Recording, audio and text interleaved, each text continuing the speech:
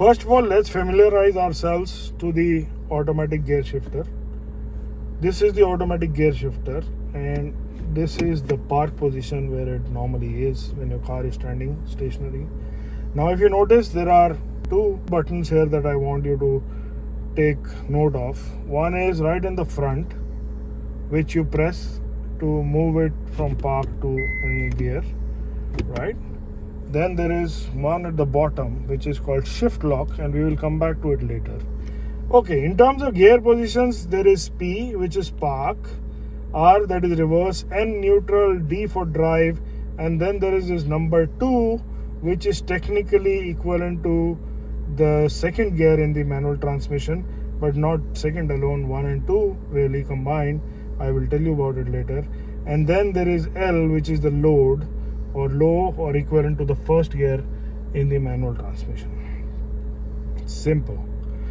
Okay, so let's say that when your car is in L, now this car is technically in the first gear of the manual, right?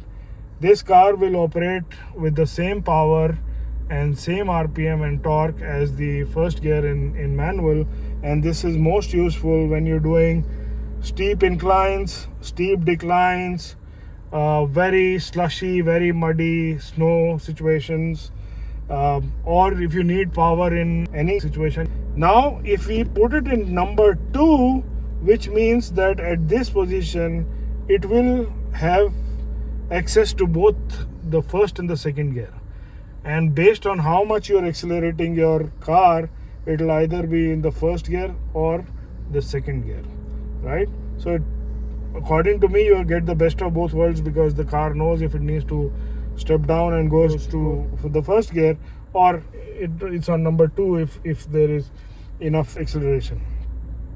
So there you get the power of the second gear, and again you will use it for inclines and descent, maybe not as steep as the one that you'd use for the first gear, but similar situations, and also slippery surfaces and things like that. Now the next one is D, and that is drive, and this is where you will drive your car most of the time when you're driving forward. Of course neutral is neutral, and this is also one question that people have asked me, that what is the difference between the P and the N, big park and the neutral, because technically both are not in gear. So what is it? In nothing. In the neutral, your wheels are free, just like in a manual car. Park just locks all the wheels, so it is in a parking position and therefore not in gear and completely stationary. Reverse, you are aware, we don't need to talk about it, right?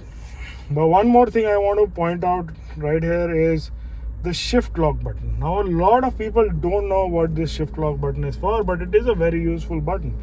So right now, if we have to move to any gear from park, I have to press this button, and I can do that damn easily because we have power. But in case of a power failure, which is, let's say we have a dead battery, I've switched off the car just to show. Now even if I press the button, I can't take it down, and if the battery is dead, your car is stuck, you can't do anything. That is when this lock comes in. You press that, you keep it pressed, and then you can shift the gear to neutral, and lo and behold, now your car can be moved, it can be towed, it can be this thing even without starting. So very, very useful button, right? Again, you see you can't do it, but you can do it with that. The one more thing that I want to share with you very quickly is that if you're new to automatic like I am, and I was struggling with the gear shift because I was looking down at the gears and also trying to figure out if I was the right gear by looking at the MID and stuff like that, until I figured this out, that from park, if you have to go to reverse, you have to press the button, but from reverse to neutral, you don't need to press the button. It goes down one notch. Again, you don't need to press the button if you're going to drive, so you know where to stop, and it won't go beyond that. So if you're not looking and from reverse you're going to drive, you just need to pull it down. Similarly, from the drive position, if you want to go to neutral, you don't have to press the button, you just push it and it goes and locks at neutral. It won't go to reverse. For engaging reverse, you will have to press the button and go into reverse. So this is I think a very neat little information that will help you navigate the gears. It certainly helped me because I didn't know and I was looking down and trying to do it. So definitely something useful.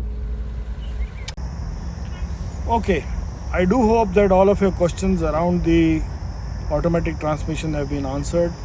But if you still have anything, do let me know in comments and we can take it from there. Do share this video with the wonderful people in your life who drive an automatic and could benefit from it by knowing all the wonderful features of an automatic. Please subscribe if you already haven't, because a lot of you still haven't, and please press the bell icon. Please also follow me on Instagram on Hands On with Babbar. Until next time, take care.